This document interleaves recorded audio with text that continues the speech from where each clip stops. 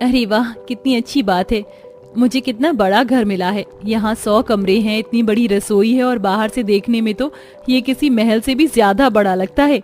मेरे तो भाग खुल गए। शिवानी खुद से ही ऐसे बोल बोलकर खुश हो रही थी। शिवानी एक गरीब लड़की थी जिसकी शादी एक अमीर 100 कमरों के ससुराल में हुई थी। आज उसकी पहली रसोई थी। शिवानी ने ऐसे ही फूले न समाते हुए खाना बनाया और कुछ देर बाद वाह, मेरी गर्मा गर्म गोभी मटर आलू के पराठे और मेथी मटर मलाई तो बन गए। अब जल्दी से इस खाने को टेबल पर लगाकर सभी को बुला लेती हूँ। शिवानी ने एक एक करके रसोई से डाइनिंग टेबल पर खाना लगा दिया और फिर उसने सभी को आवाज लगाना शुरू किया। माँ जी, भूमि, केशव जी आ जाइए, खाना तैयार है। माँ जी, केशव जी। हे भगवान, मेरा तो गला ही सूख गया। किसी को मेरी आवाज गई भी होगी? मुझे नहीं लगता। एक काम करती हूँ, जल्दी से जाकर सभी को उनके कमरे से ही बुला लाती हूँ, नहीं तो सारा खाना ठंडा होकर बेकार हो जाएगा। शिवानी खाना बनाकर सभी को उनके कमरों से लेने चली गई, लेकिन थक गई। मुझे तो याद भी नहीं है कि सभी कौन से कमरे में हैं। ये भगवान, मैं अब उन्हें कहाँ ढूंढूं? शिवानी एक के बाद दूसरे कमरे में जाती, दूसरे के बाद वो फिर से पहले में ही कंफ्यूज होकर आ जाती और ऐसे ही वो 100 कमरों में बुरी तरह भटक चुकी थी। अरे नहीं, मैं तो फिर से इसी गुलाबी कमरे के अंदर आ गई। हे भगवान, ये घर है या कोई भूल भुलैया? कौन है जो बार बार दरवाजे खोल रहा है? अरे भाभी, भूमि, शुक्र है कि तुम मुझे दिखाई तो दी। खाना तैयार है, सभी को लेकर नीचे आ जाओ। बेचारी शिवानी बुरी तरह से थक चुकी थी। भूमि तो उसी घर में पली बड़ी थी, इसलिए उसने आसानी से सभी को ढूंढ लिया और लगभग 1 घंटे बाद सभी टेबल पर आए। हे भगवान, ये कैसा खाना है? बहू, पहली रसोई में ही हमें बिल्कुल ठंडा खाना खाना पड़ रहा है। किसी ने भी शिवानी के खाने की तारीफ नहीं की, बल्कि उसे खाना ठंडा होने के ऊपर बातें सुना दी, जिससे शिवानी को काफी बुरा लगा। ऐसे ही कुछ दिनों बाद, भाभी देखिए, ये दोनों मेरी सहेलियां हैं। मैं इन्हें कमरों में पहुंचा रही हूँ, तब तक आप इनके लिए अच्छे से स्नैक्स बना दो। ठीक है? शिवानी भूमि के दोनों सहेलियों के लिए स्नैक्स बनाने को रसोई में आई और उसने आलू वगैरह से बहुत ही स्वादिष्ट स्नैक्स बना दिए। मैंने स्नैक्स तो बना दिए, लेकिन भूमि ने अपनी सहेलियों को कौन से कमरे में बिठाया होगा? अब तो मुझे ही ढूंढना पड़ेगा। शिवानी ऐसे बोलकर अपने हिसाब से एक बड़ा काम करने को निकल गई।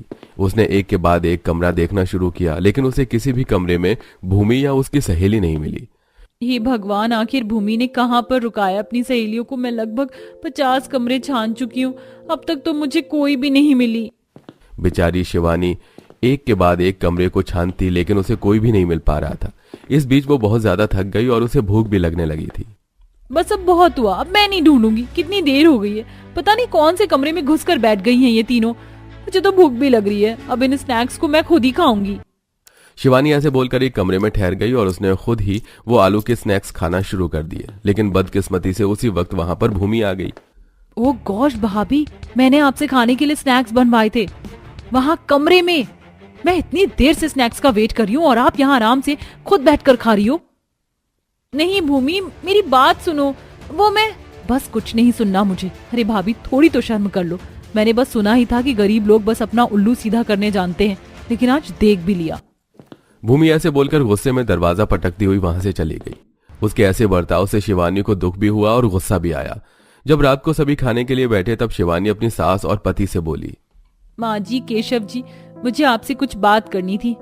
वो मैं कहना चाहती थी कि 100 कमरे घर में होना बुरा नहीं है, लेकिन इससे मुझे बहुत दिक्कतें होती हैं। कभी कभी डर भी लगता है। तो बस जितने कमरों में रिहाइश है आप उन्हें खुला रहने दीजिए और जो ऐसे ही पड़े रहते हैं उन्हें बंद ही रहने दो। नहीं, बिल्कुल भी नहीं बहू, हमें तो कोई दिक्कत नहीं होती। और बात रही डर की, तो कौन सा ये भूत बंगला है, हमारा ही घर है। हाँ माँ, आपने सही कहा, लेकिन ये बेचारी कहाँ से समझेंगी। ये ठहरी गरीब घर की लड़की। तू चुप कर भूमि, देखो शिवानी घर है तो खुला रहेगा, ताले वगैरह लगाने का क्या मतलब है? सभी ने शिवानी की बात को समझने की बजाय उसे ही समझाना शुरू कर दिया, जिस पर शिवानी कुछ नहीं बोल पाई। ऐसे ही फिर एक रात भूमि अपनी फ्रेंड्स के घर थी और केशव काम पर। ऐसे में बस जया और शिवानी ही घर में थी। हे भगवान, कितनी तेज तेज हवाएं चल रही हैं, शायद तूफान आएगा। घर में आज केशव जी भी नहीं है। काम करती हूँ, माँ के पास चली जाती हूँ। शिवानी घबराकर बस जया के पास को जा ही रही थी कि तभी घर की लाइट चली गई और पूरे 100 कमरों के घर में अंधेरा हो गया। शिवानी और जया भी पास पास नहीं थे। हे भगवान, मौसम खराब होने की वजह से बिजली चली गई, अब क्या करूं? माँ जी, माँ जी, क्या आप आस पास हैं? लगता है कि माँ जी भी मेरी आवाज को नहीं सुन पा रही हैं। अब क्या करूं? शिवानी ने अपनी जगह पर से निकलना बेहतर नहीं समझा और वो वहीं अपने बेड पर चादर तान कर बैठ गई। हे भगवान, कितनी तेज तेज बादल गरज रहा है। ना जाने बहू 100 कमरों में से कौन से कमरे में होगी। मुझे तो बहुत डर लग रहा है। क्या मेरे कान बजे या ये सच में किसी की पायल की आवाज थी?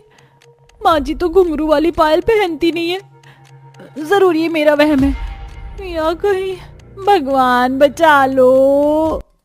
दोनों सास बहू को ऐसे ही गलतफहमी हो रही थी और वो दोनों बुरी तरह डरी हुई थी। पूरे घर में अंधेरा था और ऐसे में सुबह तक बिजली नहीं आई। सुबह को ही मौसम साफ हुआ और दोनों सास बहू अपने कमरों से निकली। माँ जी, कल की रात ऐसा लग रहा था कि मेरी जिंदगी की आखिरी रात है। आप कहाँ थी? इतना बड़ा 100 कमरों का घर खाने को आ रहा था। कैसे कैसे सुबह तक मैंने खुद को संभाला। तू इतना क्यों डर रही थी? अरे हैं हम अपने ही घर में। अच्छा चल, अब ये सब छोड़ और नाश्ता ला। शिवानी जानती थी कि उसकी सास नहीं समझेगी, इसलिए वो कुछ नहीं बोली और बस शांति से उसका नाश्ता बनाने को आ गई। ऐसे ही सिलसिला जारी था। शिवानी हर रोज 100 कमरों के ससुराल में किसी न किसी चुनौती का सामना करती थी, लेकिन कोई उसकी इस परेशानी को समझता नहीं था। लेकिन आज के दिन, आज कौन से कपड़े पहनूं? सांप, सांप, मेरी अलमारी में सांप, बचाओ बचाओ, माँ भैया। भूमि के अलमारी में एक मोटा और बड़ा सांप घुसा बैठा था, जिसको देखकर भूमि बुरी तरह से डर गई और सभी को आवाजें लगाने लगी। लेकिन किसी को भी उसकी आवाज सुनाई नहीं दी क्योंकि घर बहुत बड़ा था। अंत में भूमि डर की वजह से बिना अलमारी को बंद किए ही भाग गई और उसने सभी को इस बारे में बताया। हे भगवान, घर में सांप है, मैं अब क्या करूं? भूमि, तूने अलमारी बंद तो कर दी थी ना? कैसी बातें कर रहे हो भैया? मुझे वहां अपना तो होश था नहीं, मैं अलमारी कैसे बंद कर दूंगी? हे भगवान, ऐसे तो वो मोटा सांप कहीं से कहीं पहुंच जाएगा। वैसे भी सभी कमरे खुले ही रहते हैं। लेकिन सांप पकड़ में आना भी तो जरूरी है। अब तो लगता है मुझे सांप पकड़ने वाली टीम को ही बुलाना पड़ेगा। केशव ने फोन मिलाकर सांप और जहरीले कीड़े मकोड़े पकड़ने वाली टीम को बुला लिया। टीम जल्द से उनके घर पहुंची और लगभग 5 घंटे छानबीन करने के बाद उन्हें सांप के साथ साथ और भी जहरीले कीड़े मकोड़े मिले। सुनिए, आपको वो सांप मिल गया क्या?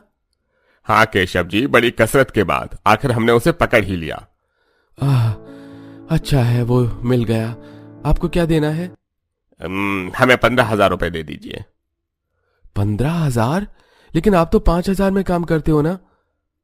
हाँ करते हैं केशव जी, लेकिन आपके घर के 100 कमरों से सांप निकालना आसान नहीं था। यहाँ हमें 5 घंटे लग गए और हर एक कमरे में कहीं बिच्छू तो कहीं गिरगिट, ऐसे जहरीले कीड़े मकोड़े घर बनाए हुए थे। हमने उन्हें भी तो पकड़ा है, इसीलिए इतना चार्ज बैठा। एकदम से 15,000 देने होंगे। अगर इतने पैसे नहीं आपके पास हैं तो 100 के 100 कमरों को खुला क्यों रखते हो? वैसे मैं आपकी प्राइवेट लाइफ में इंटरफियर नहीं कर रहा हूं, लेकिन आप बस 4-5 लोग 100 कमरों में करते क्या है जो ये सब के सब खुले पड़े हैं? मेरा मतलब, कमरे घर में ज्यादा होना अच्छा है, लेकिन ऐसे कौन सब कमरों को खुला रखता है?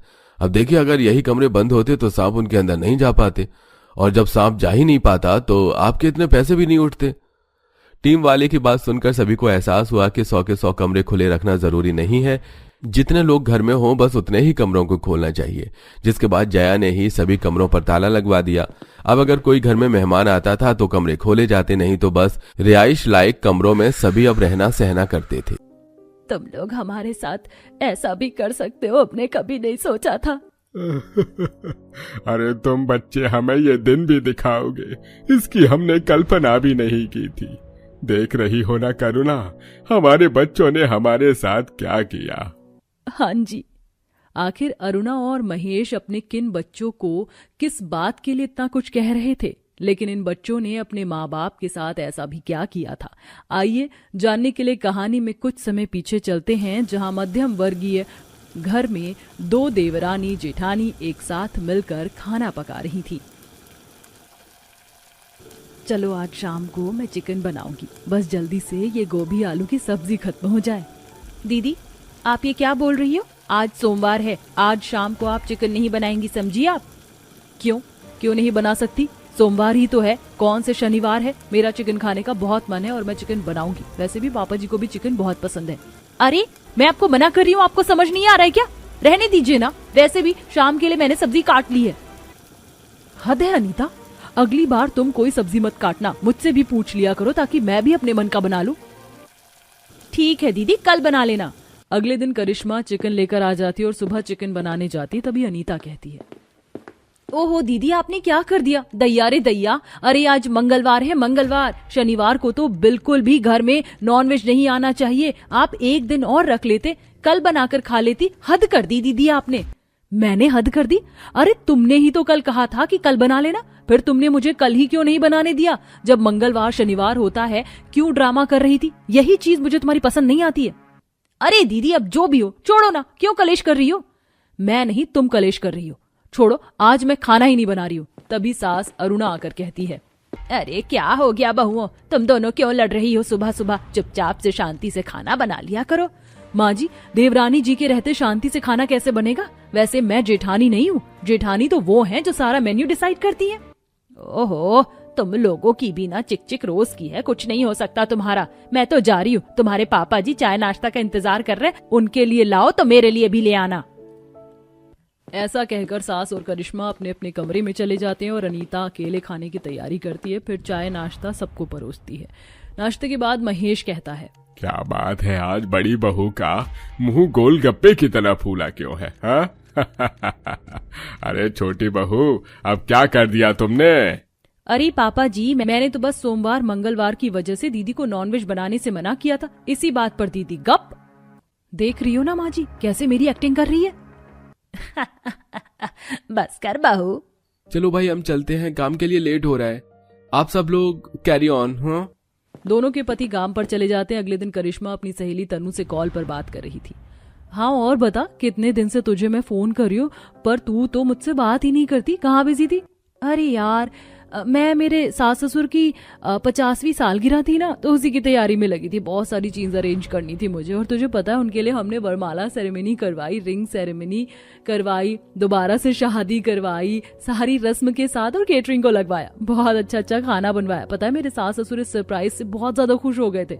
तो बस उन सब चीजों से अब फ्री हुई हूँ तो मैंने तुझे कॉल किया। सच में तेरे सास ससुर तो बहुत खुश हुए होंगे ना 50वीं सालगिरह मनाकर? अरे बहुत, इस बात की खुशी ही अलग होती है। मैं तो कहती हूँ तुझे भी अपने सास ससुर के साथ सेलिब्रेट कर लेना चाहिए, ये दिन बार बार नहीं आते। वैसे तूने बात तो बिल्कुल सही की है, लेकिन लोगों को तो मम्मी जी पापा जी की सालगिरह याद ही नहीं है, हम बनाएंगे कैसे? व्हाट? अरे यार तुम लोग कैसे लोग हो, फिर तो तुम लोग अपने सास ससुर को कभी खुश नहीं रख पाओगे। बताओ, बच्चे होकर तुम्हें याद नहीं है, अब वो थोड़ी ना याद रखेंगे इस बुढ़ापे की उम्र में। चल ठीक है, मैं रख रही हूँ, बाय। कॉल कट हो जाता है और अपनी सहेली की बात सुन करिश्मा परेशान हो जाती है। उसे परेशान देख देवरानी पूछती है, क्या बात है दीदी, आप परेशान हो? मुझे बताओ ना, इतना क्यों सोच में डूबी हो सुबह से? अरे हमें माँ जी पापा जी की शादी की सालगिरह नहीं पता, कब आती है? मेरी सहेली ने उन्हें 50वीं सालगिरह की पार्टी दी थी, तभी उसने मुझसे पूछा। मैं भी पार्टी देना चाहती हूँ, पर सच में हमें तो पता ही नहीं है। लेकिन अगर हम उनके लिए 50वीं सालगिरह को मनाते हैं तो वो बहुत ज्यादा खुश होते हैं। दीदी, माँ जी पापा जी की 50वीं सालगिरह मनाने का आइडिया अच्छा है, और हम किसी तरीके से या उनके बड़े बूढ़े या दोस्त वगैरह से पूछ सकते हैं, फिर हम भी उनकी सालगिरह को मनाएंगे। बड़ी बुआ जी है ना, शीला बुआ, उनकी याददाश्त बहुत तेज है, भले ही बुढ़िया हो गई हूँ, उनके पास चलते हैं, हम बातों ही बातों में वो पता लगा लेंगे। हाँ चल चल। दोनों देवरानी जेठानी शीला बुआ के पास जाने को तैयार होती है कि सास टोक देती है, अरे किधर चली देवरानी जेठानी, ऐसे तो तुम दोनों की इतनी भिड़ती रहती है। अब वो माँ जी कुछ सामान लेना था ना, तो इसलिए साथ जाना पड़ रहा है, वरना आपको तो पता है हम दोनों की पट्टी कहाँ है। इतना कहते ही करिश्मा अनीता निकल जाती है और वो शीला बुआ के पास पहुंचकर बातों ही बातों में सालगिरह की डेट निकलवा लेती हैं। क्या हुआ जी, 25 जनवरी आने में तो सिर्फ एक ही हफ्ता बाकी, एक हफ्ते में हम उनकी तैयारी कैसे कर पाएंगे? क्या, कौन सी बीमारी तैयारी करनी है? ओहो, बुआ जी की याददाश्त तो तेज है लेकिन कान खराब है। चल अनीता, हम यहाँ से निकलते हैं। पपीता कहाँ है? पपीता मुझे तो दे दो पपीता। देवरानी जेठानी हाथ पकड़कर वहाँ से निकल लेती हैं और अपने पति को घर आने पर 50वीं सालगिरह के बारे में बताती हैं। मतलब हमारे पास एक हफ्ता है 50वीं सालगिरह मनाने के लिए, हमें बहुत तैयारी करनी होगी, केक और पकवान वगैरह भी बने। पकवान में तो बहुत ज्यादा पैसे लगते हैं। अजी पकवान की टेंशन आप मत लीजिए, मुझे सब कुछ बनाने आता है, मैं पार्टी में सारी तैयारी कर दूंगी। तुम क्यों करोगी? मैं करूंगी, मुझे सबसे अच्छे पकवान बनाने आते हैं और माँ जी पापा जी को ना चिकन बहुत पसंद है, चिकन बिरयानी बनाऊंगी मैं तो। अरे आप नहीं बनाओगी, मैं बनाऊंगी। तुम नहीं, मैं बनाऊंगी। अरे तुम दोनों लड़ना बंद करो, एक जना वेज बना लेना, एक जना नॉन वेज बना लेना, ताकि दोनों पर ही काम का प्रेशर ना पड़े, क्योंकि उस दिन हमें बहुत सारी तैयारी करनी है। हमें केक लेकर आना होगा, मम्मी पापा के लिए वरमाला और क्या क्या चाहिए तुम दोनों मुझे बता दो। मैं बताती हूँ। मम्मी जी पापा जी के लिए अंगूठी, फूल माला और बढ़िया सा केक, और उनके फ्रेंड्स को इनवाइट करना है, और हमें डेकोरेशन भी तो करनी है। अच्छा अनीता, अब हम दोनों लड़ेंगे नहीं, माँ जी पापा जी के लिए हमें एक होना ही होगा, वरना सब चौपट हो जाएगा। ये की ना आप दोनों ने दिमागी वाली बात। एक हफ्ते की तैयारी में दोनों बहू मिलकर प्यार से बात करने लगती हैं। सास ससुर ये नोटिस कर लेते हैं, लेकिन फिर उनको दिखाने के लिए लड़ भी लिया करती थी। और सालगिरह का दिन आ जाता है, जहां माता पिता को दोनों बेटे मंदिर घुमाने ले जाते हैं और दोनों बहू पकवान बनाने की तैयारी करती हैं। अनीता, खुशबू तो बहुत अच्छी आ रही है, क्या क्या बनाया तुमने? दीदी मैंने मटर पनीर, शाही पनीर, दाल मखनी, चाप, छोले पूरी और मीठे में खीर, रसगुल्ला, रबड़ी सब बनाए हैं। केक भी आ गया है, आपकी तरफ से भी आ रही है। आप भी बताओ, पकवान तैयार है? तुम भगवान की बात कर रही हो, डेकोरेशन भी तैयार है। वैसे मैंने चिकन लॉलीपॉप, दम biryani, fish curry, tandoori chicken ये सब बना लिया। फिर दोनों बेटे जबरदस्ती माता पिता को अच्छे से कपड़ों में तैयार कर घर के अंदर जैसे ही लाते हैं तो 50वीं सालगिरह की तैयारी, लाइट्स वगैरह, गुब्बारे देखकर खुशी के आंसू आंखों में आ जाते हैं। ये सब क्या है बच्चों? मम्मी जी पापा जी, सरप्राइज! 50वीं सालगिरह की आप दोनों को बहुत बहुत शुभकामनाएं। क्या तुम सब बच्चों ने हमारे लिए ये किया? मुझे तो यकीन ही नहीं हो रहा है कि हमें एक दिन ये भी देखने को मिलेगा। हाँ, ये सब आपकी दोनों बहू का कमाल है, पर हमारा भी योगदान है। माँ पापा, आपने कभी इस तरह की सालगिरह साथ में नहीं मनाई, पर ये यादगार रहेगी। ये लीजिए अंगूठी, एक दूसरे को पहनाइए। क्या सच? अरे पहले वरमाला, उसके बाद अंगूठी, और माँ जी पापा जी आप दोनों के स्वादिष्ट पकवान भी आपका इंतजार कर रहे हैं। अच्छा फिर तो जल्दी कीजिए, मैं अपनी दोनों बहू के हाथ का पकवान खाना चाहती हूँ। तभी अरुणा महेश एक दूसरे को वरमाला पहनाते हैं और उसके बाद अंगूठी, जिसके बाद सभी मेहमान और बहू बेटे ताली बजाते हैं। फिर केक कटिंग करके केक खिलाया जाता है। वाह बच्चों, तुमने अपने माँ बाप को खुशी दी है। भगवान तुम जैसे बच्चे हर माँ बाप को दे, जो अपने माँ बाप का इस तरह से ख्याल रखे। अनीता, करिश्मा, तुम दोनों बहुत समझदार हो। मुझे तुम पर गर्व है कि तुम अपने सास ससुर का इतना ख्याल रखते हो और उनकी यादों को तुमने और अच्छा बनाया। जी बुआ जी, ये तो हमारी छोटी सी कोशिश थी। माँ जी पापा जी बच्चों के लिए बहुत कुछ करते हैं, लेकिन अब हमारी बारी थी। चलिए बहुत बातें हो गई, अब माँ जी पापा जी एक साथ डांस करेंगे। फिर दोनों एक दूसरे का हाथ पकड़ डांस करते हैं। मेरी जोहरा जबी तुझे मालूम नहीं, तू अभी तक है हंसी और मैं जवान, तुझ पे कुर्बान मेरी जान मेरी जान। इस तरह देवरानी जेठानी अपने बने पकवान रिश्तेदारों को खिलाकर वाहवाही लूटती हैं। वाह बहू वाह, तुम दोनों के हाथ का पकवान खाकर हमारी सालगिरह और भी यादगार हो गई। बड़ी बहू, तुम्हारे हाथ के चिकन पकवान, रुमाली रोटी, कढ़ाई चिकन, आहा बहुत अच्छा है। और छोटी बहू, मुझे तुम्हारे हाथ की दाल मखनी, शाही पनीर, रसमलाई, रबड़ी ये सब बहुत पसंद आया। चलो बच्चों, तुम भी खा लो और आप सब भी खाइए ना। हाँ हाँ बिल्कुल। दोनों बहुएं अपने सास ससुर की 50वीं सालगिरह और यादगार मनाने के लिए उन्हें छोटे छोटे खेल, अंताक्षरी खिलाती हैं, जिससे वो और भी ज्यादा खुश हो जाते हैं। दोस्तों, आप भी अपने माता पिता को खुश करने के लिए ऐसे छोटे छोटे प्रयास करते रहा करिए।